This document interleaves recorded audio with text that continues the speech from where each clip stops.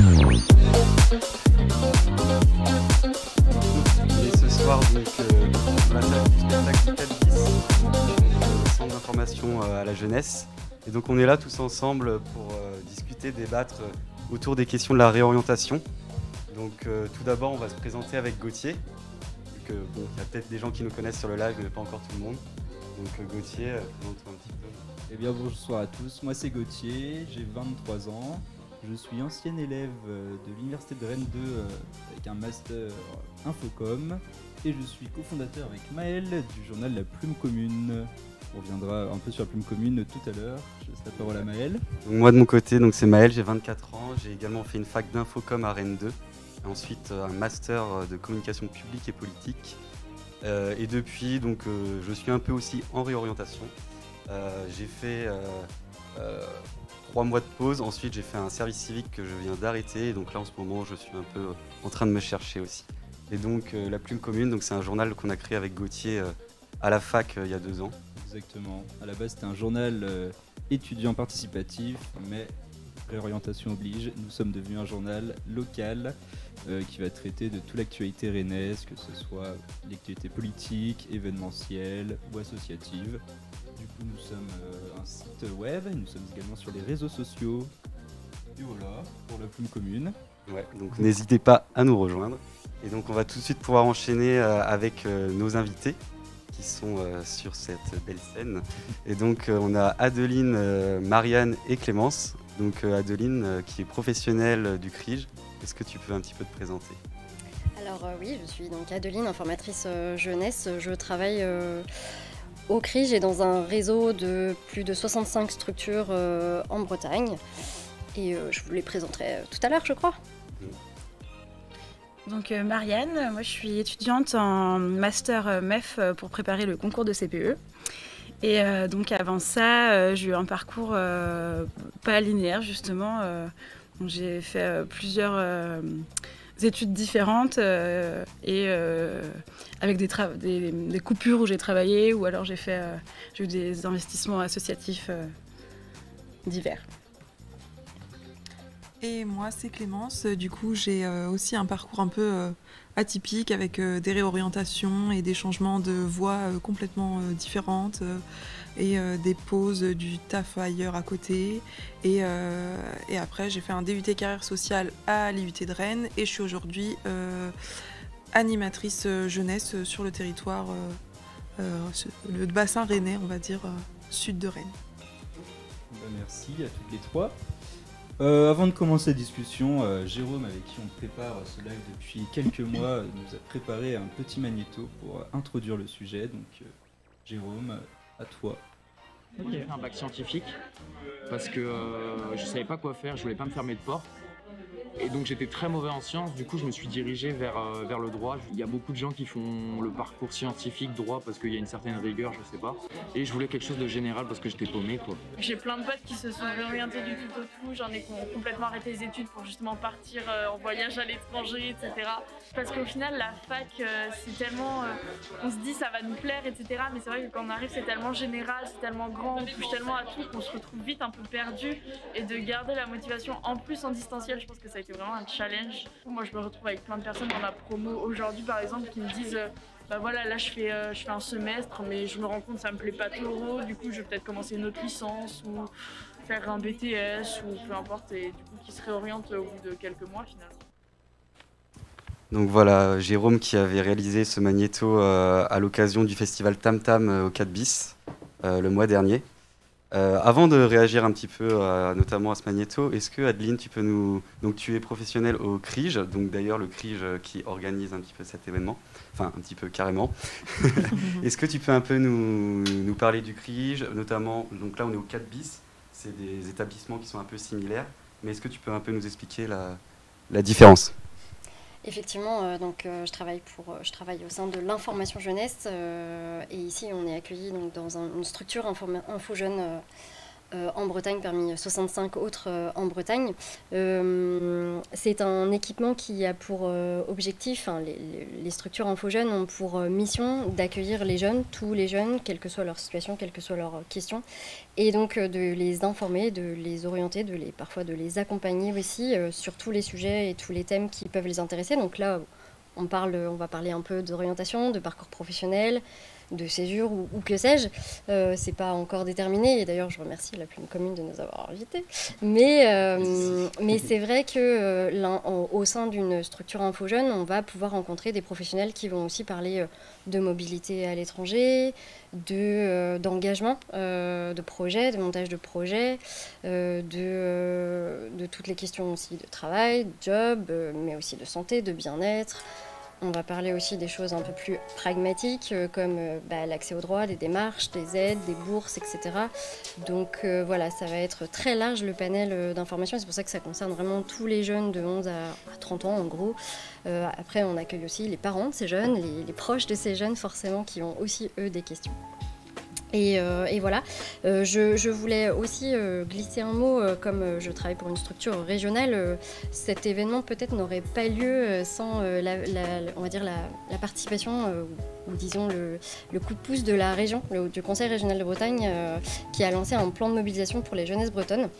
Et en fait, à travers ce grand plan régional, différentes actions ont pu naître, et notamment, on va dire, le point fort de ce plan, c'est de donner la parole aux jeunes. Donc là, aujourd'hui, je crois qu'on est vraiment bien. Et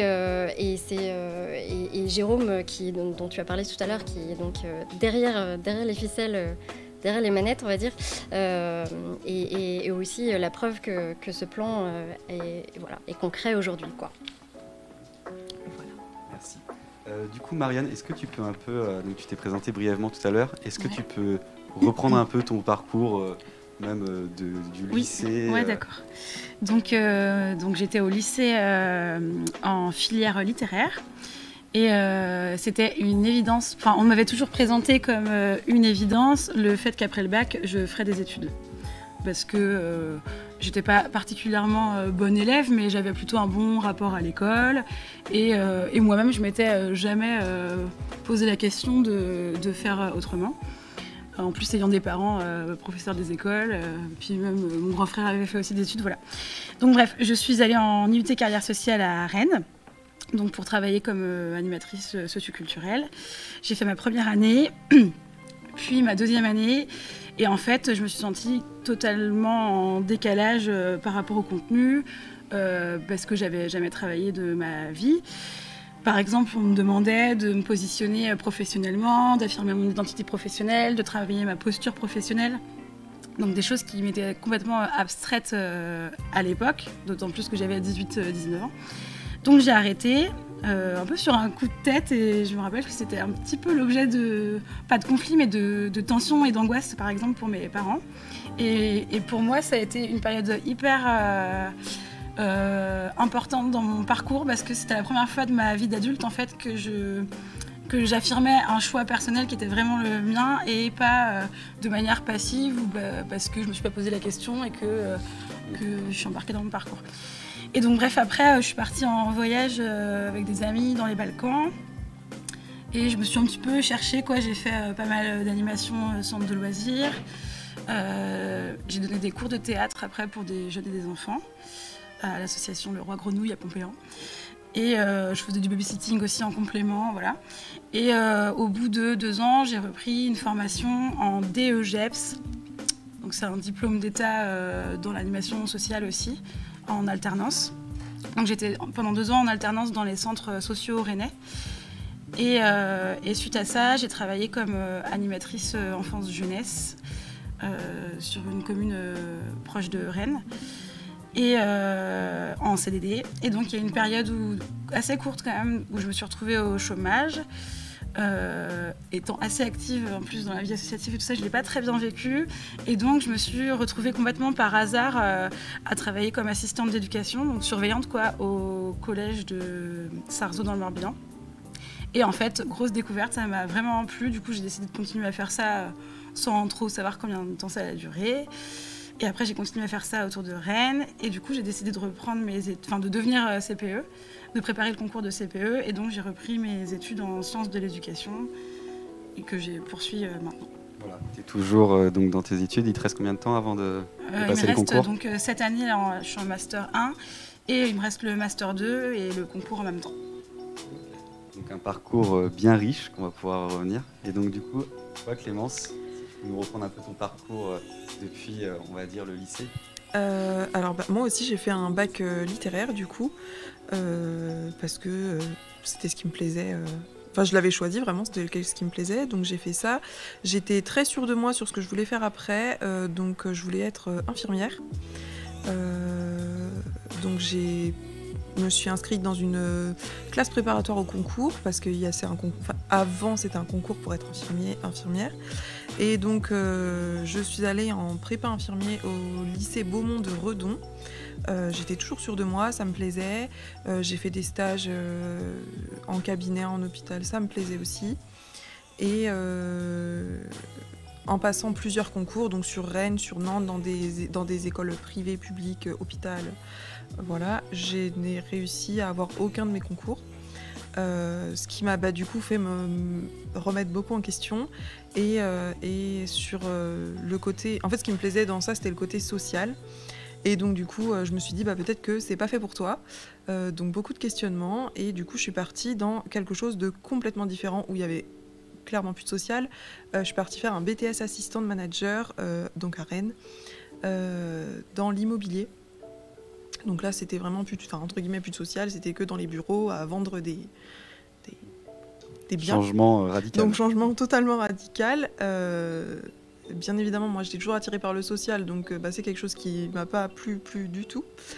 Et donc ce BTS, je l'ai arrêté au bout de 5-6 mois, je sais plus exactement, mais parce que vraiment ça allait pas. Et un peu comme toi, ça a été un peu une source de conflit dans ma famille, parce que c'était un BTS en alternance, donc ça veut dire que j'avais un salaire où j'étais entre guillemets un petit peu autonome et où je tendais un peu vers ce que pouvait être la vie d'adulte, parce que c'était un contrat, même si c'était un CDD, un contrat de travail, un salaire. Et donc, y a eu tout ce questionnement de oui, mais tu arrêtes ton BTS alors que tu as un salaire, alors que ça peut t'emmener vers des super débouchés derrière et tout. Mais oui, mais ça me plaisait pas, donc ça a été source de conflit et de t'aurais jamais dû arrêter. Mais voilà, donc ça a été une longue réflexion et des longues discussions en famille pour au final, j'étais sûre de moi et donc j'ai changé. J'ai arrêté en tout cas, mais je ne savais pas vers quoi je voulais me diriger. Je savais que je voulais aller dans le social, mais où ? Je savais pas, et donc j'ai décidé de faire une année de césure. Je me suis dit, il faut que tu coupes, prends ton temps, réfléchis, repose-toi, refais pas un truc pour refaire un truc parce que c'est ce qu'on te demande de faire. Et donc je suis partie vivre en Angleterre, je suis partie faire fille au père à Londres pendant 1 an. Donc ça m'a permis déjà de découvrir autre chose, de voir un peu un autre monde, et du coup de prendre du temps pour réfléchir sur ce que je voulais faire par la suite en études ou pas en études. Et donc je me suis renseignée, j'ai trouvé le DUT carrière sociale à Rennes, donc qui est ciblé sur de l'animation sociale socioculturelle, et ça rentrait un peu dans tous les critères de ce que j'aime, quoi. Donc je me suis inscrite sur Parcoursup, j'ai été acceptée, j'ai fait ce DUT et je me suis en me disant ça se trouve ça te plaira pas, tu verras bien. Et en fait bingo, ça m'a plu et donc j'ai passé mon DUT, je l'ai fini en juin l'année dernière. Et même après, du coup, même sans parler de scolaire, dans le professionnel, j'ai travaillé avec les personnes âgées et en fait je me suis rendu compte au bout d'un moment que les personnes âgées en fait c'était pas trop ça, et donc là je me suis dirigée sur la jeunesse. Donc maintenant je suis animatrice jeunesse depuis 4 mois, donc voilà, et ça se passe très bien, et donc voilà, je suis arrivée là aujourd'hui alors qu'à la base je voulais être infirmière et je suis animatrice jeunesse, donc rien à voir. Ok, super, comme ça on va pouvoir comment le cheminement s'est fait. On voit qu'il y a une pression parentale dans les deux parcours qui est assez fort, plus ou moins forte en tout cas. Je pense que ça doit parler à plusieurs personnes, beaucoup de gens d'ailleurs. Peut-être qu'Adeline, tu peux rebondir là-dessus. Ce que tu dois voir, peut-être toi, Théo. C'est vrai que forcément, notre environnement proche, donc souvent les parents, non seulement on en tient compte, mais c'est fondamental puisque c'est notre fondation, enfin, c'est notre socle. Donc c'est vrai que quand c'est sujet à des conflits, et ça en est souvent les questions d'orientation, même avant de faire une coupure ou de faire un arrêt d'études comme vous avez fait là, je pense à tous les lycéens qui sont en train de réfléchir à leur Parcoursup, à leurs vœux sur Parcoursup. C'est souvent des sujets de crispation parce qu'il y a le calendrier, il y a le nombre de vœux, il y a qu'est-ce qu'on veut pas, oui mais pourquoi. C'est pas forcément évident de le formuler, tout ça en ayant le bac dans un petit arrière-coin de la tête. C'est forcément des zones de stress, des moments de stress pour tout le monde. Donc après, chacun les exprime différemment. Mais c'est vrai que plus on avance en âge et plus cette crispation peut-être parentale, elle peut être un peu difficile à vivre aussi. Moi, je pense que c'est un peu lié à l'âge aussi. Parce que, par exemple, si j'avais eu cette rupture de parcours... Enfin d'ailleurs, j'ai changé de parcours plus récemment. Et c'était pas du tout le même contexte parce que j'étais déjà indépendante de mes parents alors qu'à 17-18 ans, d'abord au niveau éducatif entre guillemets, j'avais beau être majeure, j'étais quand même sous leur aile encore. Et financièrement, j'étais sous leur... voilà, dépendante d'eux. Donc évidemment qu'entre guillemets ils avaient leur mot à dire. Et après c'était pas des tensions, c'était plus des inquiétudes je pense. Enfin moi pour ma part j'ai de la chance d'avoir des parents qui ont bien stressé, mais qui quand même m'ont dit bon, ok, t'arrêtes, mais c'est quoi ton projet, on va te soutenir, mais par contre, faut pas que tu restes sans rien faire, etc. Donc, ce qui est déjà une chance, je pense, parce que tous les parents ne réagissent pas comme ça. Et qu'est-ce que je voulais dire Et oui, je voulais dire aussi, je pense que la génération de nos parents, elle a jamais vécu dans... la précarité, l'instant présent, enfin c'est pas le même contexte social et économique qu'aujourd'hui, ils n'ont pas connu le chômage de masse et tout ça. La situation des étudiants a bien changé, on va pouvoir y revenir. Et du coup je pense que, enfin moi en tout cas mon impression personnelle, c'est que eux sont hyper inquiets aussi pour moi, pour nous, pour notre génération, et peut-être des fois plus que nous parce que voilà, nous on a grandi dans ce contexte-là, donc on s'y est habitué, et pas eux. Et donc la pression est peut-être plus forte des fois aussi pour les parents, pour les jeunes, quoi. Qu'est-ce que tu en penses, Clémence? Parce que tu parlais aussi avoir un petit peu ressenti une pression de ta famille. Ouais, c'est pas tant une pression, moi c'était vraiment des conflits, mais je pense parce qu'on était tous un petit peu perdus en fait. Enfin moi j'étais complètement perdue parce que je savais plus du tout ce que je voulais faire, et je pense que eux ont été perdus avec moi, et du coup c'est dans ça que ça a créé des conflits. Mais après ils m'ont accompagnée, ils m'ont dit il faut pas que tu restes sans rien faire, même si tu veux pas reprendre d'études tout de suite, et essaie de trouver du travail, quelque chose pour ne pas rester à rien faire et à y réfléchir tout le temps. Et c'est vrai, tu parlais de dépendre financièrement des parents. C'est vrai que aussi, y a eu la question. Alors peut-être que je vais un peu trop vite et que vous allez en parler après, mais, non, mais vas-y, tant que j'y pense, je le dis. C'est vrai que moi, je sais que sur la question de OK, qu'est-ce que je peux faire comme études, il y a beaucoup d'écoles aussi. Alors pas forcément que la fac, mais des écoles peut-être privées, des choses comme ça, qui coûtent cher et qui font que des fois ça réduit le champ des possibles. Même sans parler de ça, ça peut être des facs, mais les parents peuvent pas forcément aider à payer un logement si on part dans une autre ville, des choses comme ça.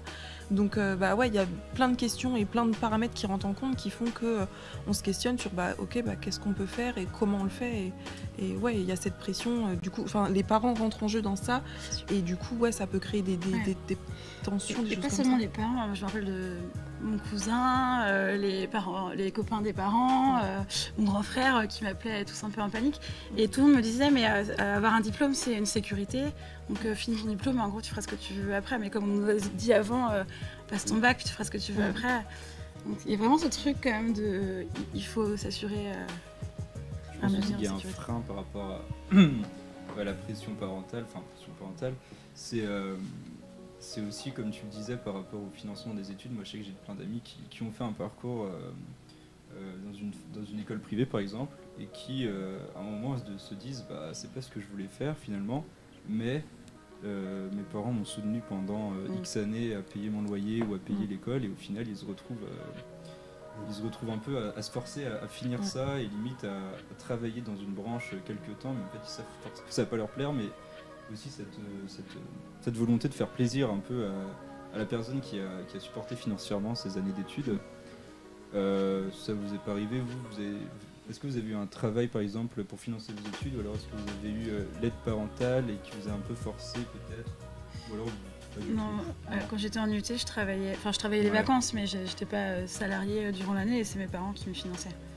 Donc oui, il y a un côté, on se sent redevable quand même. Oui, exactement. Ouais, il y a ce truc. Moi, quand j'étais à l'IUT, par exemple, je sais que je travaillais pas. Du coup, en fait, dans ma recherche d'études, déjà, c'était ok, je cherche des études à faire à Rennes parce que je sais que, en disant le payer l'appartement, les courses, toutes les charges du quotidien, je pourrais pas faire d'études ailleurs, donc je suis restée vivre chez mes parents. Quand j'ai pris un appartement, quand j'ai eu un travail et que j'étais entre guillemets indépendante financièrement, mais voilà, il y avait quand même ce truc de ok, mes parents m'hébergent, mes parents payent mon transport en commun pour que je puisse me rendre sur mon lieu d'études et ouais, du coup il y a ce truc, j'ai pas ressenti cette pression de faut que je le fasse parce que mes parents sont en soutien financier, mais oui, il y a ce truc de je m'adapte entre guillemets parce que mes parents parce que j'ai pas le choix, quoi. Mais ouais. Je permets de rebondir avec le chat où MHT nous pose une question, donc on salue MHT. Il nous demande, est-ce que vous pensez que notre orientation est un processus inhérent à nos choix de vie ou est-ce qu'elle est involontairement freinée par le système qui nous construit? MHT qui est parti dans la précision. En d'autres termes, on pourrait traduire ça, est-ce que, on en parlait un petit peu, mais est-ce que les choix d'orientation qu'on va faire, nous, vont être le fruit d'une réflexion purement personnelle ou alors est-ce qu'il y a vraiment un englobement d'autres facteurs, facteurs qui sont externes, qui vont influer d'une certaine manière notre orientation.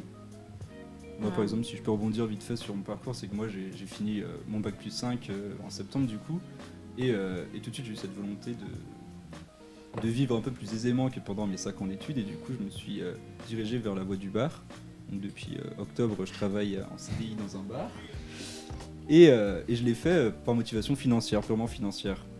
Est-ce que ça vous est arrivé de réfléchir comme ça, genre un peu sous la pression limite de payer un loyer ou alors même complètement autre chose, mais on pourrait revenir tout à l'heure. Ouais, notamment quand on est étudiant, on pourra revenir tout à l'heure, mais des fois la condition est plus que précaire. D'ailleurs, il me semble que depuis le Covid, c'est plus de la moitié des étudiants qui sont en situation de précarité. Et donc oui, en fait, est-ce que quand on est étudiant précaire, ça ne nous pousse pas plus vite à se dire, en fait, je ne trouve pas de job un peu dans ma filière, je vais essayer d'aller en trouver un autre pour tout de suite me mettre un peu dans une sécurité financière et du coup faire passer vraiment la notion d'argent avant l'ambition professionnelle qu'on peut avoir en rapport avec sa filière d'origine, quoi. Ouais, moi je pense que c'est sûr que l'origine sociale ou le compte, de quelqu'un qui a des parents très très riches pour aller vite, c'est plus facile que quelqu'un qui n'a pas de parents qui l'aident. Après, je sais pas, moi, je trouve que c'est plus une question de... juste pour ma part, tu vois. Par exemple, maintenant, ça me fait beaucoup moins peur. Pourtant, je suis encore précaire, là, je suis étudiante et je vis largement en dessous du seuil de pauvreté. Et j'ai un boulot, mais précaire, mal payé, tout ça. Mais je sais qu'avec tout le parcours que j'ai fait avant, quoi qu'il arrive, je trouverai du boulot, que je sais en chercher toute seule. Tu vois, je suis autonome pour m'assumer et rebondir en cas d'imprévu et tout. Alors que c'était pas le cas quand j'avais 18, 19, même 20 ans ou 21. Et du coup, c'était beaucoup plus effrayant et ça me paraissait beaucoup plus inaccessible aussi. Et après, c'est facile de dire ça aussi parce que mes parents peuvent... c'est quand même un filet de sécurité, même maintenant. Je sais que je vais pas me retrouver à la rue, sans toit et tout ça. Donc, pour des personnes qui vraiment n'ont aucune sécurité et garantie derrière... ou même pour trouver un appartement, ils sont garants, par exemple, de mon appartement. Ouais. Si c'était pas le cas, ce serait peut-être autre chose. Mais je trouve que c'est plus une question d'assurance et de confiance en soi et d'expérience avant que de choix financiers, quoi. Mais c'est vrai que notamment pour des personnes qui sont... je le rappelle, je sais pas si tu l'avais dit que tu as 29 ans maintenant, mais c'est vrai que pour les personnes qui ont plus de 18-20 ans, je sais pas si toi par hasard, Adeline, dans les jeunes que tu accompagnes, cette question est limite la priorité et va peut-être complètement dépasser les envies profondes du jeune en question, quoi. Disons que c'est très variable. Les situations sont extrêmement différentes d'une personne à l'autre et d'un âge à l'autre, effectivement, et d'un environnement socio-économique aussi à l'autre, socio-culturel, etc. Après, pour aussi rebondir, ça va permettre de répondre un peu à ta question, et MHT. C'est ça. Comment dire, les psychologues, les sociologues qui ont travaillé sur les questions d'orientation, justement, nous ont appris que, en fait, justement, une démarche d'orientation, une démarche de projet, elle se construit pas juste à travers une formation, en fait, elle se construit à travers plein de choses, et forcément que à travers ce qu'on a vécu avant, à travers ce que nos parents ont vécu, à travers ce que nos proches aussi nous transmettent, nos amis, le petit taf étudiant qui va bien à côté aussi, voilà. Et puis la vie fait que forcément nos choix, si je sais pas moi, l'une de vous peut-être que c'est le cas, est tombée enceinte au cours de ses études, ça aurait complètement changé, rebasculé les cartes en fait, parce que une autre priorité, un autre élément intervient dans cette réflexion-là et rebat les cartes. Et c'est pas forcément pour ça que c'est négatif d'ailleurs, mais on construit forcément les choses à travers ce qu'on subit ou ce qu'on vit ou ce qu'on des rencontres du hasard. Ouais, voilà, c'est ça. Tu disais que tu étais partie à Londres, Clémence, au Royaume-Uni en tout cas, je sais plus, à Londres. Mais il suffisait, je sais pas moi, que tu aies fait une rencontre là-bas qui a basculé, et tu serais peut-être restée au Royaume-Uni, et du coup tu serais peut-être devenue infirmière là-bas. En fait, en vrai, peut-être que ça arrivera un jour d'ailleurs. mais le fait est que c'est plein de choses. C'est effectivement forcément le côté financier, mais tu vois, je pense que tu disais là que tu avais choisi désormais le parcours de CPE aussi parce que tu as mûri ton rapport à l'éducation nationale ou aux enfants et à l'éducation tout court, etc. Et forcément que ce choix-là, il n'est pas évident à faire quand on a 20 ans, au-delà même du côté financier. Mais forcément que, tu parlais de la précarité, forcément que pour certains, la question ne se pose même pas. En fait, elle est d'abord de gagner de l'argent pour payer son loyer et remplir le frigo. Et le choix, il s'arrête à ça. Ça sert quand même, parce que d'ailleurs on dit parcours d'orientation et parcours scolaire même. Ouais. On ne dit pas choix d'orientation. Enfin, moi je me rappelle quand j'étais jeune, et je pense que il y a plein de lycéens qui réfléchissent comme ça. Je le percevais comme si maintenant il faut que je fasse un choix qui va déterminer toute ma vie, quoi. Et donc forcément ça met une pression énorme, quoi. Et en fait si on dit parcours, même s'il y a des ruptures, même s'il y a des imprévus ou des bifurcations, des changements qui paraissent ne pas avoir de rapport entre eux, en fait moi, toutes les expériences que j'ai faites, qu'elles soient associatives, militantes, de boulot purement alimentaire et tout ça, et ben en fait ils me servent quand même. Et même ils ont influencé mes choix, par exemple, d'être CPE. Bien évidemment. Alors que j'aurais pas pensé à l'époque que ça aurait du lien, mais ça en a en fait, quoi. Bien sûr. Ouais, je suis vachement d'accord avec ça, que par rapport, pour un peu synthétiser tout ce qui a été dit, que c'est un peu un cheminement, une construction de projets d'avenir. Et pour ma part, donc là j'ai fait 5 ans d'infocom, donc en soi je suis destiné à faire de la communication ou travailler dans les médias. Bon bah là de manière associative, on peut un peu le faire aujourd'hui, mais c'est vrai qu'à côté de ça, le métier de communicant me plaît beaucoup moins, et aussi tous les jobs étudiants que j'ai fait pendant les 5 ans m'ont permis un peu de savoir ce que je voulais faire ou pas, et c'est une construction, et c'est pour ça que là je suis encore en transition, et que ce que je peux penser aujourd'hui sera évidemment différent dans 1 an, et que je pense qu'il faut jamais être fermé et se dire bah de toute façon j'ai fait un master, même si les parents derrière ou qui que ce soit dit ouais mais t'as pas fait 5 ans d'études pour finalement aller faire de l'intérim ou des saisons quelque part. Bah en fait si t'as envie de le faire et que tu penses que c'est ça qui est bon pour toi. Et je trouve que justement, j'ai l'impression qu'on avance un peu là-dessus en France. Alors il y a des pays même, il y a des pays même en Europe qui sont beaucoup plus avancés, si je puis me permettre cette réflexion-là. Enfin, vous le savez, vous aviez repéré ça aussi, je crois, Malé Gauthier. Mais en France, là, ça y est, je pense qu'on a franchi un petit pas avec cette question de césure, justement, qui est officiellement possible via Parcoursup, par exemple. Alors, c'est quand même pas si évident, mais c'est possible, c'est intégré dans l'inscription à Parcoursup. Après, les autres pays, ils allouent aussi un budget. Salaire, un budget aux étudiants pour ça aussi. Ce qui n'est pas le cas en France. C'est nécessaire. Dommage. Oui, c'est pour ça que ça va. C'est le début pour moi, c'est vraiment une première marche. Mais déjà, je sais que j'ai rencontré à de multiples reprises, notamment des parents Ah ben c'est possible, parce que ça paraissait même pas envisageable il y a même 4-5 ans de ça en fait, que la césure soit introduite dans le parcours d'orientation dès la sortie du lycée. Et bon, je trouve ça cool. Après, effectivement, tu as raison, dans certains pays, c'est même on t'alloue un petit indemnité pour faire cette année un peu de coupure qui te permet de faire plein d'autres choses, partir à l'étranger ou que sais-je, autre chose d'ailleurs. Mais Ouais, c'est ça. Si je peux me permettre, juste pour préciser sur d'autres modèles de pays, donc par exemple au Danemark, donc chaque jeune dès 18 ans, il dispose de 6 années de formation payée, donc à hauteur de 800 € par mois. Et donc en fait, ils peuvent consommer ces années soit d'affilée, ou alors ils peuvent faire par exemple 2 ans, puis décider de travailler un peu pour gagner plus, ou voyager, construire en fait son projet de professionnel mais personnel aussi, vie, parce ouais, que bien quand sûr. on est jeune, on a envie de voyager, de faire plein de choses. Et donc en fait, voilà, on a vraiment un crédit qui est alloué aux jeunes. Et d'après plusieurs études, le résultat c'est que les jeunes danois, ils sont vachement plus optimistes sur leur avenir. Et d'ailleurs, on peut peut-être un peu rebondir là-dessus. Est-ce que vous, malgré plusieurs réorientations, et notamment les moments où vous étiez en doute, en pleine réflexion, est-ce que vous avez, est-ce que vous avez gardé votre optimisme? Oui. Ouais, Bah en fait, enfin je sais pas toi, mais moi je l'ai fait plus sur des coups de tête où j'ai un peu suivi mes envies et mon instinct.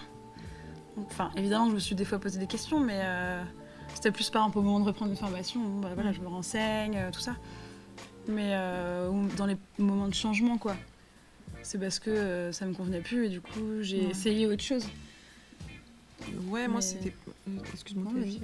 Moi, c'est les moments où j'ai. Enfin, il y a des moments où vraiment c'était un grand questionnement. C'était les moments où ça me plaît vraiment pas. Est-ce que je change? Est-ce que je reste? Est-ce que je change pas? Mais du coup, qu'est-ce que je fais après? C'était plus ces moments-là. Mais ouais, un peu comme toi. Alors après, je sais pas si le caractère de la personne joue, je pense que oui. Mais après, moi, quand j'ai. Enfin, je me suis toujours renseignée tout ça pour voir ce que je pouvais faire en plus. Enfin, après. Et une fois que je savais ce que je voulais faire, je savais. C'était ça que je voulais faire. Et j'y arriverais coûte que coûte par telle ou telle manière. Il y a plusieurs chemins pour aller quelque part. Mais non. Enfin, moi, j'ai toujours.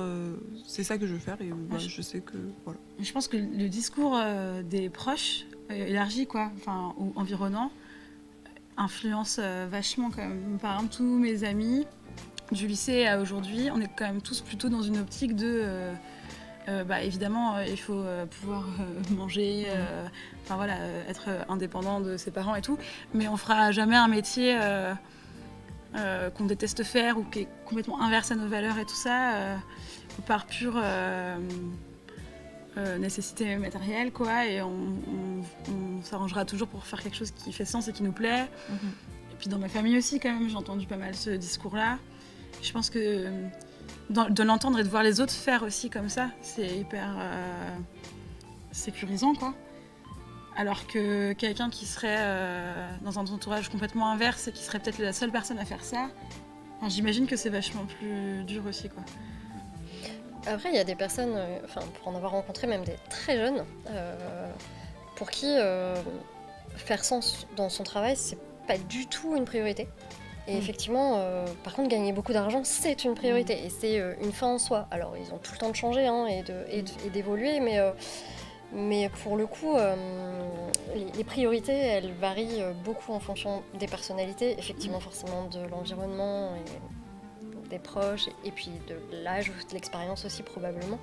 Mais ouais, il y a des différentes... Mais même à l'inverse, je veux dire, quand ses priorités à soi sont à peu près les mêmes que celles de son environnement, peu importe que ce soit matériel ou pas, je pense que c'est beaucoup plus facile que quand on doit aller à l'encontre, argumenter avec tout le monde, etc. quoi. Ouais, moi, ça a été plus ça en fait. Et, dans ce que je voulais faire, c'était... voilà, les métiers du social, de l'animation, tout ça, c'est pas les métiers les mieux payés du monde. Et c'est vrai que moi, on m'a toujours dit, ouais, mais attends, tu vas faire ça, mais tu vas être payé, t'as vu ce que tu vas être payé, c'est une misère. Je dis, oui, mais moi, c'est parce que c'est ce que j'aime faire. Et que ce soit donc mes proches, famille, mais mes proches aussi amis, amis du coup avec qui j'ai grandi depuis le lycée et qui, on a eu un peu des parcours carrément différents parce que c'était des personnes qui savaient où elles allaient, qui après le bac sont allées dans telle école, ont fait tel parcours scolaire et tout machin. Aujourd'hui, bah voilà, elles ont leur boulot et tout. Et moi, quand j'ai eu mes bifurcations de parcours, c'était non mais attends, tu te rends compte, pourquoi tu fais ça, mais tu vas pas gagner d'argent, bah tu vas commencer à travailler plus tard, donc tu seras à la retraite plus tard, donc la retraite. Oui, mais c'est mon parcours et voilà, je sais où je vais et ça a été ça et donc bah il y a tout ça. Et je pense que je sais pas comment le dire, mais je sais pas. Ouais. Pour rebondir là-dessus, on a vu qu'il y avait un Français sur deux quasiment qui était concerné par la réorientation, 49% pour être exact. Et donc pour revenir sur le rapport au travail, puisqu'il y a vraiment deux rapports au travail qui vont se confronter. Là, le travail, c'est vraiment une volonté de faire de l'argent et le travail vient de notre côté où ça va être plus être quelque chose pour avoir de l'argent et pas pour en faire et se concentrer sur des loisirs à côté. Et là, on voit que par exemple, dans les 49% qui décident de se réorienter, 64% vont le faire pour donner du sens à ce qu'ils font. On n'a pas trop évoqué les bullshit jobs, pardon. C'est un peu ces métiers ou dans la société dans laquelle on est, qui sont assez importants finalement. Tous ces métiers qui servent pas forcément à grand chose. Tu penses à quoi? En vrai, il y a pas mal d'exemples sur ça. Moi, je sais que j'avais lu un livre qui s'appelait Utopie réaliste de Rutger Bregman, qui est un historien néerlandais. Et si mes souvenirs sont bons, du coup, il parlait pas mal de ça. Et il y avait un exemple assez marrant, c'était la grève des banquiers en Irlande par rapport à la grève des éboueurs à New York. Et on voyait que la grève des éboueurs à New York avait beaucoup plus d'impact sur la vie des habitants que celle des banquiers en Irlande. On voyait qu'il y avait tout un système d'économie souterraine qui se mettait en place. Et c'était vachement intéressant et au final, on se rend compte que finalement, il y a plein de boulots qu'on fait qui servent pas à grand chose dans la vie en société, mais qui existent finalement pour qu'on ait de l'argent, quoi. Ah, c'était visible pendant le Covid d'ailleurs. Comment ? Bah ouais, carrément, ouais. D'ailleurs, magnifique transition. Est-ce qu'on peut avoir votre ressenti, on pourra aussi donner le note sur qu'est-ce que le Covid, ça fait 2 ans maintenant, c'est une maladie qu'on vit. Pas de masque ce soir. Mais qu'est-ce que le Covid en fait a pu changer dans votre façon de voir un peu votre avenir pro? Est-ce que déjà ça a vraiment eu un impact sur votre vision? Je lance. Je pense que c'est pas que le Covid, c'est un contexte général, mais peut-être encore plus exacerbé avec le Covid. Ça recentre vraiment sur déjà l'essentiel et mes priorités, par exemple, et sur le temps présent. Et moi, par exemple, je suis assez anxieuse, donc j'ai tendance à me dire oui, mais si je suis CPE, est-ce que je vais réussir à faire... Des fois, je m'imagine même qu'est-ce que je peux mettre en place comme projet, est-ce que je serai assez organisée pour faire ci et en fait, maintenant, je me dis, mais de toute façon, ça sert à rien d'anticiper des problèmes qui n'existent pas encore et de se créer des angoisses sur d'hypothétiques situations du futur. Alors que si ça se trouve, d'ici là, j'en sais rien, j'aurais peut-être... Enfin, je pense pas, mais j'aurais peut-être changé de projet... il peut se passer plein de trucs, quoi. Et positifs ou négatifs d'ailleurs, parce que, non mais c'est vrai, par exemple la crise de l'Ukraine, c'est un peu extrême ce que je veux dire, mais je me dis, si on se prend une bombe nucléaire sur le coin de la figure, de toute façon ça sert à rien de trop se prendre la tête à savoir dans 4 ans comment je vais faire tel ou tel truc, donc autant agir sur ce sur quoi je peux agir maintenant, et puis le reste on verra plus tard, quoi. Pour toi, Clémence, le Covid... Tout pareil. Je vais pas rajouter plus. J'ai la même vision de la chose. C'est vivre, au jour le jour, quoi. Et puis on voit bien comment ça se passe. Après, voilà, je veux dire, on voit bien que les mesures, elles changent du jour au lendemain, du tout au tout. C'est ça sert à rien d'anticiper des choses. Anticiper, alors c'est pas trop anticiper, c'est plus se projeter. Moi, je vois là dans mon métier d'animatrice jeunesse, on travaille avec des jeunes dans lesquels ils font des projets. C'est les jeunes qui ont des projets et on les accompagne dans leurs projets. Il y a des jeunes qui ont des projets pour l'été. Je leur dis, on leur explique, on leur cache pas que, ok, on peut tout préparer, mettre en place, imaginer, mais il y a peut-être la possibilité qu'au moment où ça se passera, il y a des nouvelles mesures, on ne sait pas comment ça se passera, donc ça se re-questionne et du coup, voilà, mais rien n'empêche de préparer, un peu d'anticiper, ouais. Et après, on voit au jour le jour comment ça se passe et voilà, je pense qu'il n'y a pas mieux à faire, quoi. Contrairement à vous, il y a quand même pas mal de personnes, genre je sais pas si vous connaissez le terme d'éco-anxiété, c'est quelque chose qui est arrivé, qui fait sens un peu au changement climatique. Donc ça c'est un terme qui a été théorisé par Véronique Lapège dans les fins du XXe siècle en 1996 et qui fait référence à un mal-être qui va s'exprimer par rapport notamment au changement autour de nous, notamment le changement climatique. Donc là, elle disait qu'il y avait 85% des 15-30 ans qui se sentent concernés par le changement climatique et qui vont souffrir d'éco-anxiété.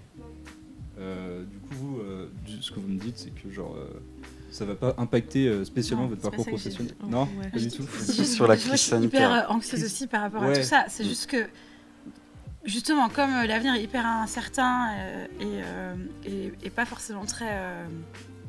donne pas toujours envie, quoi. Se recentrer sur ce sur quoi moi je peux agir, ça permet de pas se cumuler d'autres angoisses encore, quoi. Et du coup, peut-être que ça me pousse plus aussi à vivre dans le temps présent, tu vois, et suivre ce que j'ai envie de faire, mon instinct et mon bien-être dans le présent, plutôt que de miser sur la sécurité pour le futur, tu vois. Moi, je sais que par exemple, à titre personnel, toutes les causes, tous les effets du réchauffement climatique, je sais que personnellement, je n'irai pas dans un secteur. Ça dépend, parce que quand je dis secteur de l'énergie, il y a des choses très innovantes et il y a des choses qui participent pour changer les choses, mais je ne me verrais pas faire par exemple la com pour une boîte comme Total ou quoi que ce soit. C'est rédhibitoire parce que je me dis, je ne vais pas mettre tout le dos sur Total, mais bon, quand même. Bon, là, je prends un exemple parmi tant d'autres, mais toutes les organisations en fait, qui vont participer à cet état des lieux aujourd'hui. Je sais que personnellement, ça c'est un truc que j'ai rayé de la liste des choses où je pouvais aller, et même si j'avais une opportunité, si vraiment j'ai pas le choix, je ferais peut-être ça sur un temps court, mais je me vois pas du tout, donc ça ferme certaines portes. Mais du coup là ça répond pas tout à fait aux questions d'éco-anxiété, c'est plus tes valeurs ou ton... Oui, je dirais plus tes valeurs, ton sens, en tout cas à toi de ce que tu veux vivre ou ce que tu veux transmettre ou quoi, cette entreprise-là ou d'autres répondent pas à ça et effectivement ça influence tes choix, mais pour le coup après, pour rebondir plus à ce que, je sais plus qui disait ça tout à l'heure, mais on voit dans les jeunes que l'on accueille effectivement des perspectives d'orientation ou des questions qui reviennent beaucoup plus souvent que ça ne l'était au préalable, et forcément les métiers de l'environnement, alors environnement au sens hyper large, on va pas aller dans tous les métiers de l'environnement ce soir là, mais ça ressort beaucoup plus qu'il y a quelques années. Enfin, clairement, voilà. Là, tout dernièrement, effectivement, on a des questions sur la géopolitique qu'on n'avait jamais avant. Enfin, pas des questions sur la géopolitique, mais plus des questions, dans les métiers de la géopolitique. Bon, je pense qu'effectivement, la crise en Ukraine, la guerre en Ukraine plutôt, n'y est pas pour rien. Et on ne peut pas l'ignorer, en fait, on ne peut pas le nier. Après, comment nous, on y répond, ça, c'est une autre paire de manches, mais forcément que ça va ouvrir d'autres réflexions qui vont durer, je ne sais pas. Mais c'est questionnement en tant que professionnel, nous, ce regard-là aussi qu'on peut observer, quoi. C'était justement une question de Pierre-Adrien Roux sur le live, qu'on salue, qui demandait comment on permet aux jeunes de se projeter dans ce contexte bien tout pourri. Si on avait la réponse, je sais pas si tu as... J'ai envie de dire, effectivement, en essayant de remobiliser sur d'autres aspects, peut-être que juste les questions d'orientation. En fait, il y a plein d'autres choses à faire dans la vie que ça, et d'autant plus quand on est jeune. Et c'est vrai que là, pour le coup, je vais parler des services info jeunes, mais c'est le cas de plein, par exemple, d'associations socioculturelles, d'organismes socioculturels qui proposent d'accompagner dans les projets. On parlait tout à l'heure, parce que c'est ton quotidien maintenant, d'avancer dans des engagements qu'on n'a pas toujours réussi à mener jusqu'à l'heure, etc. Et c'est vrai que c'est forcément à un moment donné des actions qui permettent justement d'avancer dans ce monde malgré tout, quoi. Finalement, mettre le travail plus au second plan peut-être et se projeter d'un point de vue personnel. Dans autre chose. Ouais, dans autre chose, ouais. Et forcément, qu'en plus, ça fait avancer aussi les questions de projet pro, puisque ce que tu disais tout à l'heure, mais oui, bien sûr, on fait des rencontres, on découvre de nouveaux univers professionnels ou pas d'ailleurs, mais de nouvelles cultures, et forcément que ça fait réfléchir, ça fait prendre le petit pas de côté qui fait du bien, même si parfois ça secoue un peu, mais qui fait du bien, ouais. Puis moi je trouve que sauter vers l'inconnu et prendre des risques, en fait c'est la vie. Si tu prends jamais de risques, tu fais jamais rien. Et c'est aussi devenir adulte et tout ça. Et du coup, s'autoriser à faire des choses et à expérimenter aussi, et à tâtonner, et à se tromper, et à affirmer que non, je n'ai pas toujours un projet construit, je ne sais pas toujours répondre quand on pose des questions, juste je vais faire et je verrai bien, et laisser place aussi à l'inconnu, et à l'improvisation, et aux rencontres au hasard et tout ça. En fait, c'est hyper grisant, en plus c'est hyper stimulant, et je pense qu'en termes de compétences aussi, ça permet d'acquérir beaucoup de confiance en soi, de compétences d'autonomie, etc., qui servent aussi dans le domaine professionnel. Enfin, c'est certain même que ça sert dans le domaine professionnel. Et c'est sûr que ça, les expériences associatives par exemple, ou militantes, ou personnelles, ou de voyage et tout ça, ça sert sur le plan personnel et ça sert aussi le parcours professionnel. Et je dévie peut-être un peu, je t'ai coupé la parole. Non. Je dévie peut-être un peu aussi, mais même la notion d'échec fait avancer. Et ça, c'est pas très français comme habitude de penser, mais c'est évident qu'à un moment donné, un échec à un diplôme, un échec à un job qui se finit mal, ou que sais-je, en fait, un échec, un aveu d'échec, vraiment, ça peut permettre de faire avancer. C'est vrai que c'est pas évident toujours de l'encaisser, de s'en remettre, d'avancer et d'en faire une force, mais c'est comme tu disais très bien justement, c'est la vie. Néanmoins, c'est vrai que quand on a 15 ans, 16 ans, 17 ans, ou quand on est les parents de ces jeunes qui ont 15 ans, 16 ans, 17 ans et qui subissent, entre guillemets, cet échec, c'est pas toujours facile de se dire que, mais si, c'est une marche, c'est forcément une marche.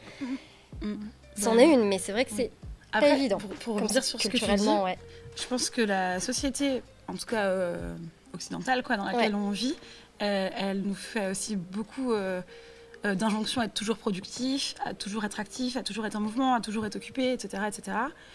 Et donc, avec une perception de la jeunesse qui est pas toujours très valorisée, quoi. Et donc, un jeune qui va dire « Tu fais quoi ?» Je sais pas, je verrai bien.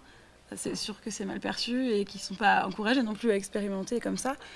Et même dans les dispositifs, je suis pas spécialiste du coup des dispositifs d'accompagnement, d'insertion, d'orientation et tout ça, mais j'ai l'impression qu'il y a quand même toujours... je sais pas, étant plus jeune, j'ai déjà été par exemple accompagnée par Pôle emploi. Il faut quand même toujours prouver qu'on est actif, qu'on fait quelque chose.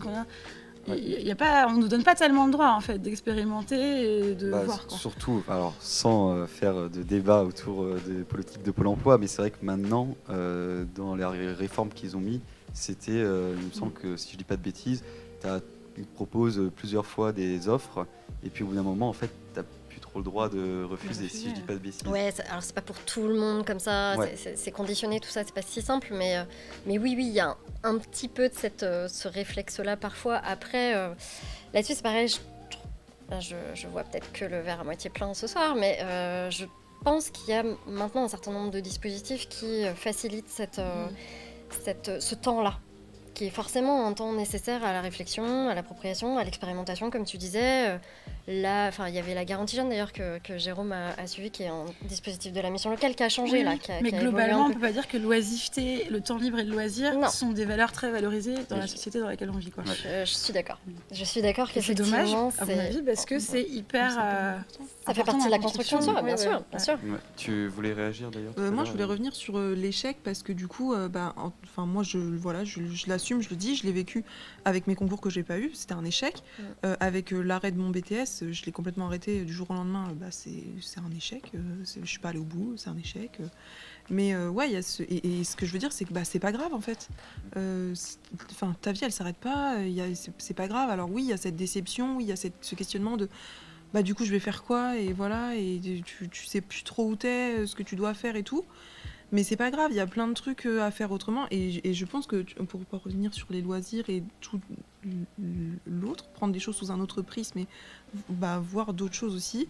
C'est hyper important parce que c'est pas grave et on peut rebondir et on va rebondir. Et enfin, moi, j'en suis. Après, voilà, je sais pas si j'ai eu de la chance ou si j'ai réussi à trouver ma voie et tout, mais on peut rebondir et c'est pas parce que tu as un échec aujourd'hui que demain, que t'es un manque rien et que tu vas rien arriver dans ta vie. Et voilà.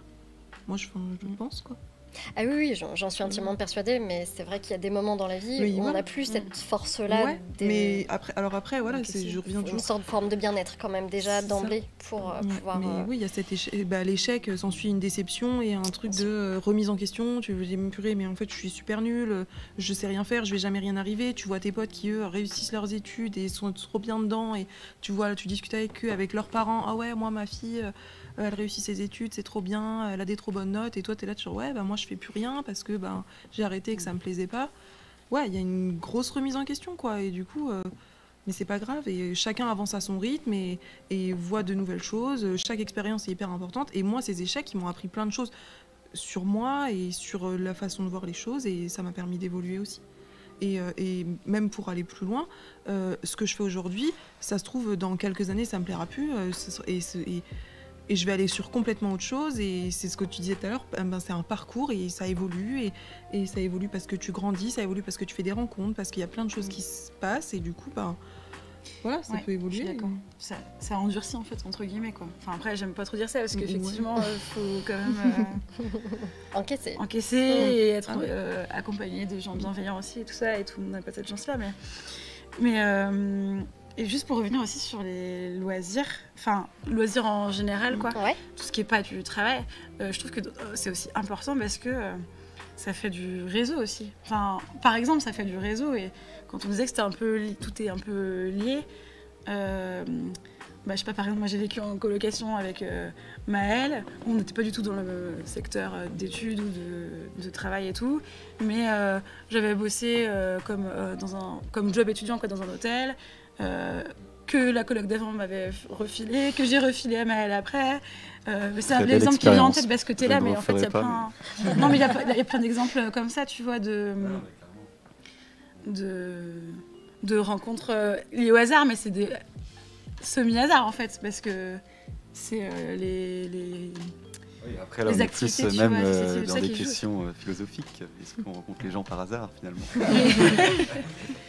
Non, mais en tout cas, ce qui est super intéressant, c'est que nous, on avait un peu, quand on avait préparé le truc, on avait noté qu'il y avait quelque chose qui était notamment vachement présent dans la culture française, et que justement, l'échec, c'était un peu vu comme un tabou, et qu'il y avait énormément de sociologues qui s'alignaient pour dire que justement, il fallait arrêter avec cette notion d'échec en mode négatif. Il fallait vraiment le percevoir comme une expérimentation. Donc c'est exactement ce que vous disiez. Donc, devenir sociologue.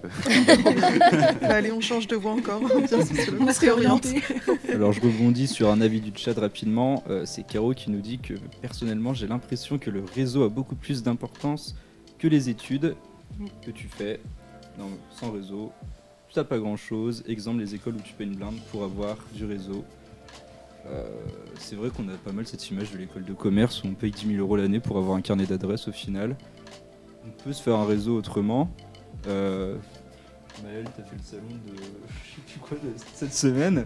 Tu me disais que tu discutais pas mal avec des gens de stand, et c'est vrai que ça peut apporter un réseau. Moi je sais que je fais du bar et que quand je discute avec des personnes, parfois on tombe sur un client qui fait un truc et on discute et puis il dit machin, et puis au final on va se faire un réseau aussi. Donc voilà, au final l'argent ça sert à rien. Allez travailler. C'est pour ça que quand on rencontre par exemple dans une structure info-jeune, ou je sais que des tas de professionnels jeunesse sont dans cette logique-là aussi, quand on rencontre un jeune qui est un peu pas perdu, mais vraiment en réflexion, mais plutôt pas dans un mood positif, quoi. Vraiment dans un truc où c'est dur, il est en train de digérer l'échec ou le truc qu'il a vécu comme un échec, ou le virage tout simplement. On a l'habitude en tant que professionnel jeunesse d'accentuer, mais plus sur Mais t'engage-toi en tant que bénévole, effectivement, regarde un petit peu au niveau des loisirs ce qui pourrait te plaire. En fait, c'est pas de dévier le focus sur cet échec-là, mais c'est justement d'ouvrir le champ des possibles, en fait, sans se dire bah, ça va me servir pour mon choix professionnel. Bah non, ça va pas te servir dans l'immédiat, mais ça va te permettre déjà de respirer. C'est facile d'expérimenter, je trouve, en dehors du travail. Bien sûr, Parce que il n'y a pas de la pression. même, voilà. Bien sûr. C'est pas le même risque dans une asso, par exemple, de prendre la parole en public Mais bien sûr. que ton premier jour de travail, quoi. Bien sûr, et puis bah, c'est justement faire la prise de risque que tu t'autorises pas dans un projet pro.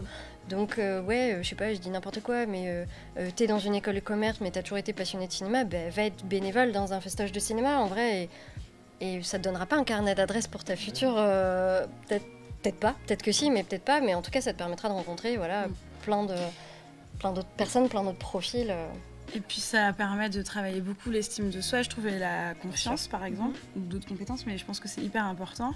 Et justement, on parlait de gérer l'échec et tout ça, il y a aussi c'est en sciences de l'éducation, mais il y a des grands psychologues, des théoriciens, tout ça, qui ont montré que ils appellent ça le sentiment d'efficacité personnelle, plus on se sent compétent et capable de réaliser une tâche, et plus on l'a réussi, et moins on se sent capable, et moins on l'a réussi. Donc je pense que des fois il y a des cercles vertueux ou des cercles vicieux, et que selon comment on vit la situation d'échec et comment on est accompagné là-dedans et tout, bah, ça peut plus ou moins dominer. Et après, si tu perds confiance, bah, ça peut être un peu la dégringolade, quoi. Et alors qu'à l'inverse, par exemple, j'en sais rien, moi, d'être bénévole et d'être en confiance et tout ça, ça peut amener un cercle vertueux, et en plus ça fait du réseau, et en plus et donc ça peut aider, quoi. Mais oui, en tout cas, je pense qu'après la notion de réseau, ça va aussi vachement, ça va être un peu différent en fonction des filières. Parce que, mais après, je dis ça oui et non, parce que même nous, on est plus sur là un peu sciences humaines, dans le social, et même une personne qui est par exemple dans le bâtiment ou quoi que ce soit, c'est la même chose. On trouvera du boulot, mais si à un moment il a un bon réseau, il trouvera du boulot où il se plaît mieux aussi. Oui. C'est pour ça que je pense que la question du réseau est tout à fait pertinente. Après, il y a des... Pardon. Non, vas-y. Après, il y a des... Je parlais tout à l'heure, il y a des dispositifs qui permettent justement, quand on a complètement décroché, quand on se sent vraiment isolé justement, et que voilà, et que les loisirs, ou en tout cas l'engagement bénévole par exemple, suffit plus ou est pas assez... cohérent, ou voilà, où est pas la priorité. Il y a des dispositifs, je parlais de Garantie Jeune, mais qui n'existe plus, qui est remplacé par le contrat d'engagement jeune maintenant, mais qui est vraiment, qui est là justement pour ça aussi. Et comme il y a une sorte de regroupement, on est en collectif pour une partie de l'accompagnement sur plusieurs mois, ça fédère aussi, puisqu'on est plusieurs dans des situations variables parfois, mais quand même un peu, parfois dans des situations délicates, même financièrement, enfin voilà.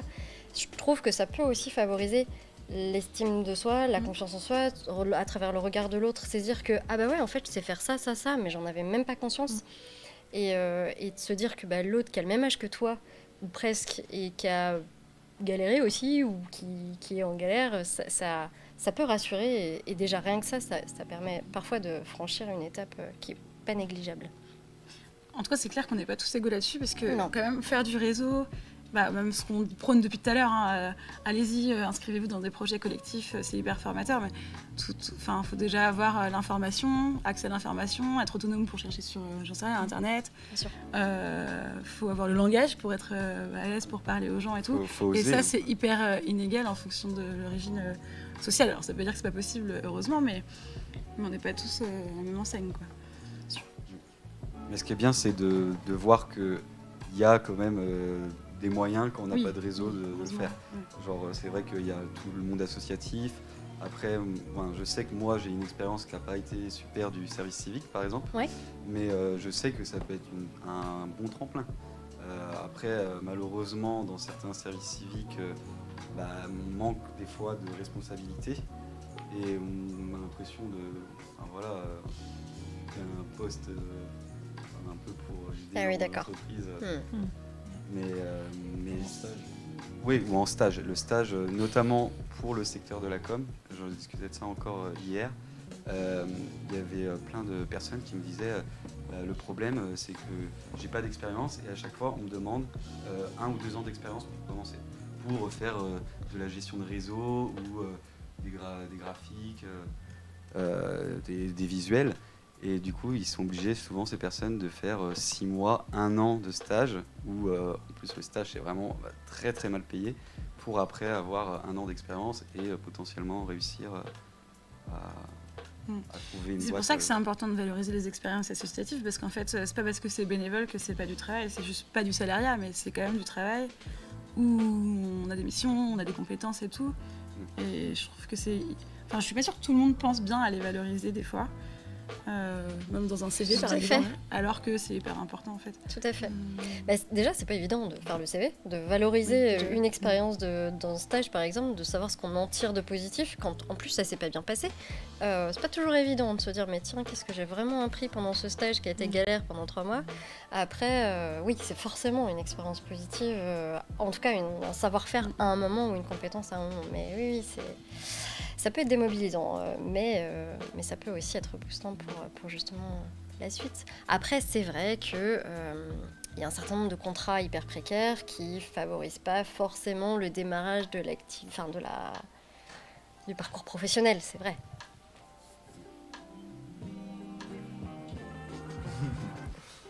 Est-ce que vous aviez d'autres sujets, peut-être qu'on n'a pas encore évoqués? On a parlé de l'argent, la pression familiale, le réseau, les environnements externes. Est-ce que vous voyez autre chose qui vous paraît pertinent quand on parle de réorientation? Je sais qu'on parlait pas mal du rapport au travail, et notamment de la place du travail dans la société. Alors je dérive un petit peu, mais est-ce que vous êtes favorable, vous, à par exemple une semaine à 15 heures ou à 20 heures de travail? Non mais c'est vrai que ça peut être intéressant, genre est-ce que l'orientation finalement, je vais revenir un peu plus haut dans le chat, mais c'est une question de Caro qui va résumer à peu près tout ce qu'on dit, mais pourquoi il y a autant de réorientation à votre avis? Est-ce que c'est un manque d'information? Est-ce que c'est une déception des parcours scolaires que Caro nous demande? Et ouais voilà, est-ce que vous avez peut-être des réponses par rapport à ça, ou vos expériences vous permettent de subodorer quelques réponses? C'était une très grande question. En fait, tu parles de la répartition du travail dans la société, là. Ouais, généralement, le temps de travail. La répartition du travail dans la société. Après, si on veut, par rapport à la question de Caro, qui est un peu peut-être plus simple, entre guillemets, enfin plus simple, pas vraiment, mais pourquoi autant de réorientation professionnelle? Genre moi, par exemple, de mon exemple personnel, ma orientation elle est assez simple, c'est j'ai besoin d'argent, je travaille dans une branche qui me donne de l'argent à un instant T. Est-ce que c'est pareil pour vous? Non, par rapport à ce que vous me dites depuis tout à l'heure, c'est vraiment des choix que vous avez construits au fil de votre parcours. Comment on peut rebondir là-dessus par rapport à cette réorientation qui va toucher la moitié des Français finalement? Je pense que déjà, par exemple, ce qu'il disait Maëlle tout à l'heure sur les pays nordiques, je crois, qui allouent, tu sais, un salaire étudiant, mais qu'on n'est pas obligé de faire de manière linéaire. Enfin, je pense qu'il faut casser cette idée en fait de linéarité dans le parcours où il faudrait d'abord tout faire ses études et ensuite travailler tout le temps. Et que, enfin, de réinstaurer l'idée que, en fait, on apprend tout au long de la vie. Et du coup, ça implique l'idée d'avoir le droit de se tromper et tout ça. Et du coup, il y aura peut-être, enfin, je suppose, peut-être moins de réorientation, quoi. Je pense qu'il faut voir la réorientation justement comme positive, c'est-à-dire que ça fait partie du travail, en fait. D'ailleurs, ça s'appelle maintenant la formation tout au long de la vie, tous les dispositifs de formation qu'on a quand on est salarié, par exemple, ou quand on est entrepreneur ou quoi. En fait, parfois, on choisit même pas, ça vient tout seul de se réorienter, de changer de métier, de changer de voie parce que, je sais pas, moi, la boîte dans laquelle on bosse se revoit ses missions, donc on rebouge de mission, de poste de travail sans avoir à changer de boîte. Soit parce que juste, on a des enfants, du coup on se dit, moi je veux travailler du lundi au vendredi de 9h à 17h et je veux pas avoir à travailler le samedi jusqu'à 20h dans un bar, c'est pas possible jusqu'à 20h. Jusqu'à 20h, je suis sympa, jusqu'à 1h du matin dans un bar. Enfin voilà, en fait la vie fait que, et c'est pas un problème en soi, après effectivement il y a les enjeux comme l'éco-anxiété, comme la précarité, qui fait qu'il y a des priorités qui viennent tout d'un coup alourdir ces choix-là, mais Je connais pas grand monde qui n'a pas changé d'orientation et surtout je connais pas grand monde qui a subi ces réorientations en fait. La plupart du temps, enfin si, mais dans la majorité des cas on choisit les virages que l'on fait. Après pas toujours, pas toujours finalement concrètement comme ce qu'on imaginait, mais c'est souvent quand même des choix que l'on fait qui sont plutôt ce qu'on s'est donné les moyens de faire en fait. Enfin, après ça met parfois un peu de temps, parfois c'est un peu délicat parce qu'on se dit mais c'est pas du tout ce que je pensais, c'est pas du tout ce à quoi je m'attendais ou finalement on attend d'autres choses, mais ouais. C'est vrai que moi je suis un peu plus âgée que vous, donc j'ai peut-être pas encore assez de pas de côté, mais je vois bien que pareil dans mon entourage ou dans mon réseau de professionnels, il y a des virages qui se font et qui sont plutôt constructifs en général, même s'ils sont faits justement d'abord par exemple pour comme toi Gauthier, pour des questions alimentaires d'abord quoi. C'est d'abord là je change de taf parce qu'il faut remplir le frigo et qu'il y a un prêt ou je sais pas quoi à payer ou quoi, mais et qui sont parfois des choix qui sont hyper positifs. Mais d'ailleurs, de toute façon, on avait vu un chiffre qui montrait qu'en moyenne, donc c'est bien évidemment une moyenne, mais qu'une personne avait changé 7 fois de métier dans sa vie. Donc je sais que moi, par exemple, avec les jobs étudiants, je suis déjà à 7. Mais oui, même pour des gens qui, il y a 10-15 ans, c'est vrai que c'était pas pareil, l'insertion professionnelle, on restait souvent dans le même domaine, etc. En fait, à tout âge, là, nous, on est un peu spécialisés pour un peu la classe d'âge un peu plus jeune, mais que ça concerne tout le monde.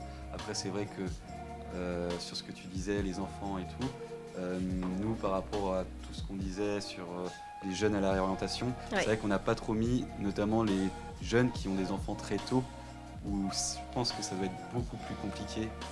C'est d'autres priorités.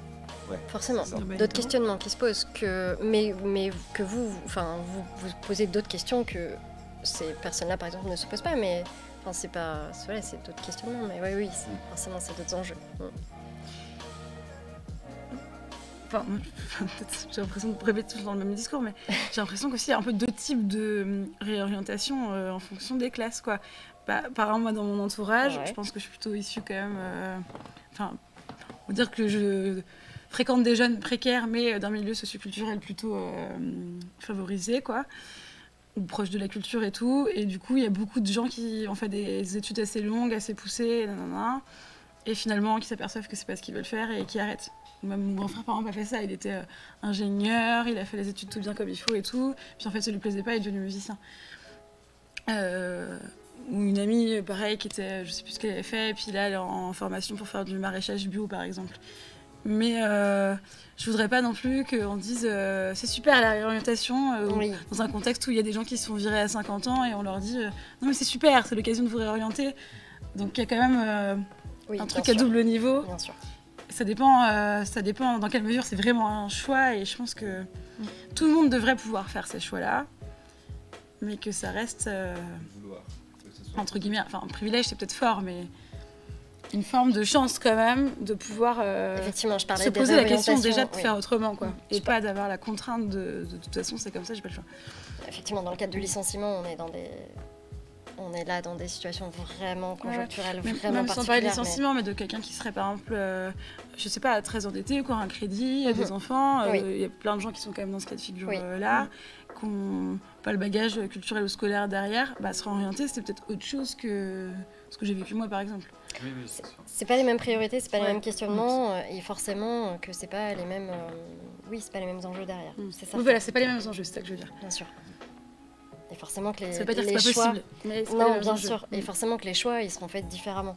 Mais ces choix, ils sont pesés, quelle que soit la situation, j'ai envie de dire. Après, forcément, oui, bien sûr, t'as la pression du calendrier aussi, parce que j'ai l'impression que là, vous étiez finalement à peu près confortable sur la question du calendrier.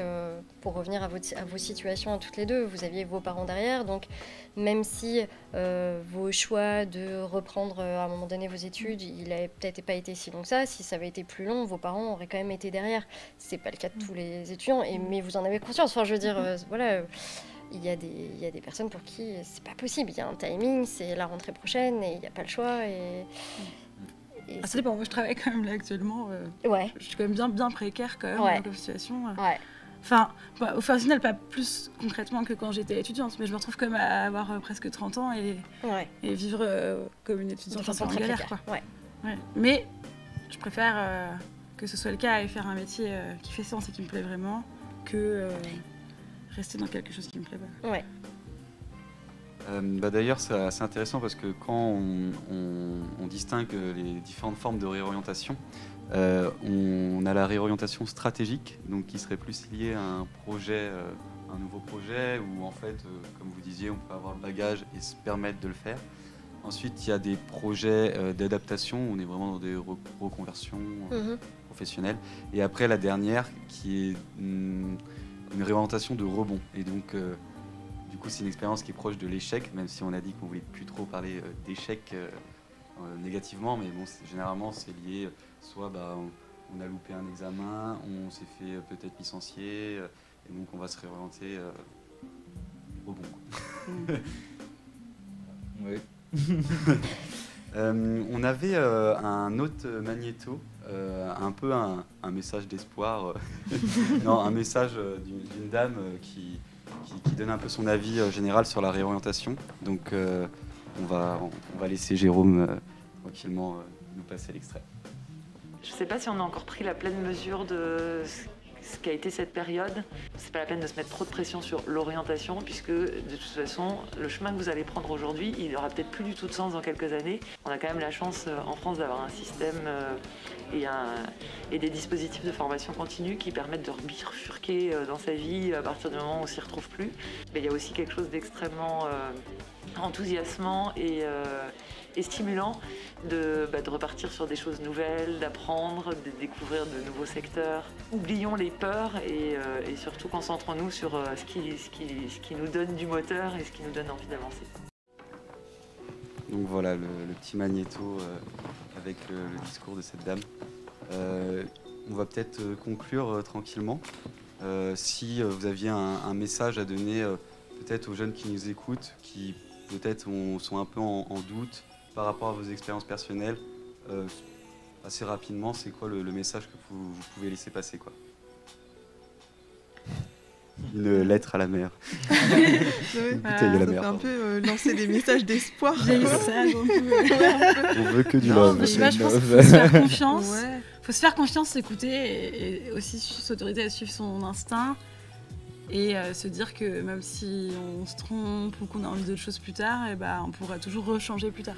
C'est ça, et de ne pas rester tout seul dans son coin avec ses doutes, et que oui, il y a les proches, il y a les amis, on peut en discuter, il y a aussi des professionnels vers qui on peut se tourner pour en discuter et tout. Et voilà, de ne pas rester dans son coin avec ses questions. De voir le CRIJ. Le CRIJ. Non mais oui, notamment le CRIJ, mais il y a plein, même je sais pas si c'est... si on est si c'est je sais pas, mais dans son lycée qu'on se pose des questions, il y a plein de professionnels. Si il y a un prof avec qui on se sent plus à l'aise qu'un autre, on peut aller le questionner. Il y a plein de gens qu'on peut questionner, auxquels on penserait pas forcément, et on peut le faire, et voilà. Et aussi pas se laisser submerger par toutes les injonctions, parce que de toute façon il y en aura toujours de partout, de la société, des parents, des amis, je sais pas quoi, et du coup peut-être prendre le temps de connaître quelles sont nos priorités à nous et s'écouter nous pour faire nos propres choix et pas des choix qui font plaisir aux autres, quoi. Tout à fait. Gauthier, une petite bouteille à la mer. Bah oui, non, toute expérience est bonne à prendre, j'ai envie de vous dire, donc suivez votre voie. Ouais, c'est un peu la même chose. Ouais, moi, je pense que faut vraiment pas avoir peur de tenter quelque chose, justement parce que c'est possible d'échouer ou quoi que ce soit, même si échouer du coup avec des guillemets, vu que c'est pas forcément quelque chose de négatif, ça fait du bien des fois de se casser la gueule et de se relever, et voilà, peace and love. Après, l'échec est constructif aussi, hein. Ouais, oui, bah complètement, enfin faut le voir de cette manière, sinon tu te mines le moral, quoi. Ouais, c'est ça. En tout cas, du coup, on va arriver sur la fin du live. Donc, c'était une première pour tout le monde. Tout à fait. On espère que ça vous a plu. En tout cas, n'hésitez pas à nous faire des retours. Merci au chat qui était assez réactif ce soir. Assez incroyable. Ouais. Apparemment, les serveurs de Rennes sont en train d'exploser. Et donc évidemment, donc, vous ne le voyez pas, mais donc, on remercie beaucoup aussi Jérôme et Basile qui sont,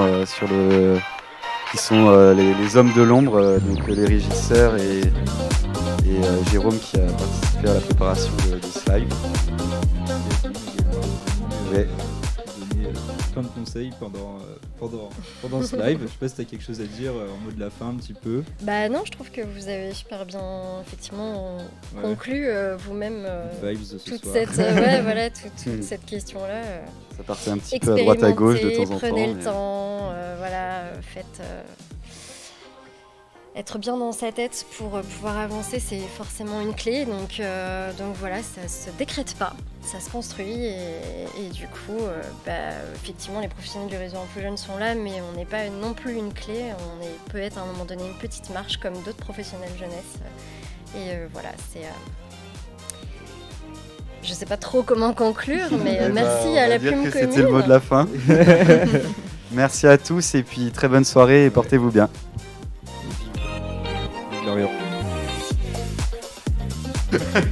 J'espère que la France a gagné au rugby. Bonne soirée.